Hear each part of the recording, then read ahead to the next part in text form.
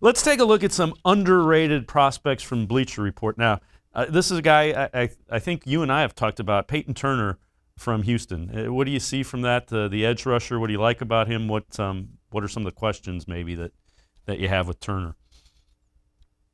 Look, when we get to a point with edge rusher where you're later in the draft, it becomes a coaching thing. It becomes guys that you see one or two things they really like and that they can expand on it. In terms of Peyton Turner, you really like the sheer size he brings. We've talked about what edge rushing in a 4-3 means. You need to be a traditional end and be able to set an edge, which is going back to free agency, why an edge rusher like Hassan Reddick I didn't think made any sense in Cleveland.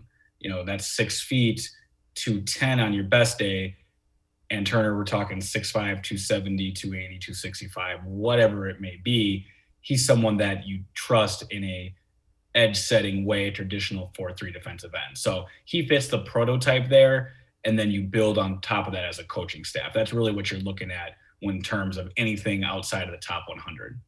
Now, they also have a guy that played with J.C. Horn at South Carolina listed as back in that secondary, listed as somebody that's underrated. It's Israel Mukuamu, and say that fast a couple times. When you look at him, what do you see, and what are some of the things that jump out about him?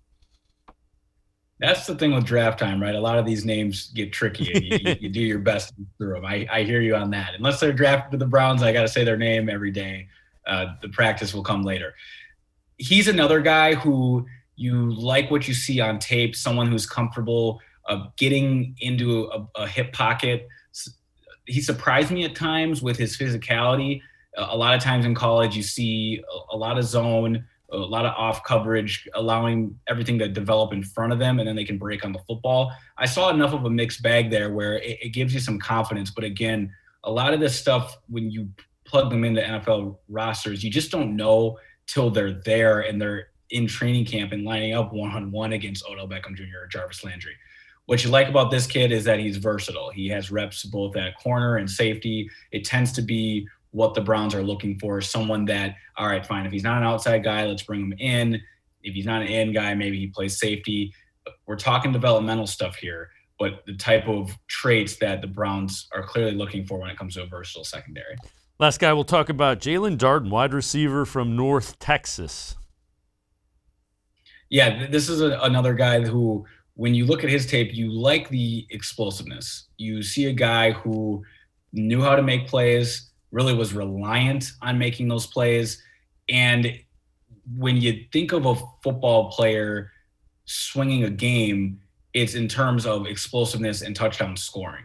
This guy was a touchdown machine, a reception machine. You're cool with his speed. I think he's a guy that looks a little faster on tape than he performed at his pro day. But again, when we're talking about a program like North Texas, you just worry about the level of comp, especially out there at receiver. Was he facing pro corners and safeties? The answer is no. Doesn't mean he can at the next level, but that's why these are underrated prospects. We just don't know enough yet, especially in a reduced 2020 season.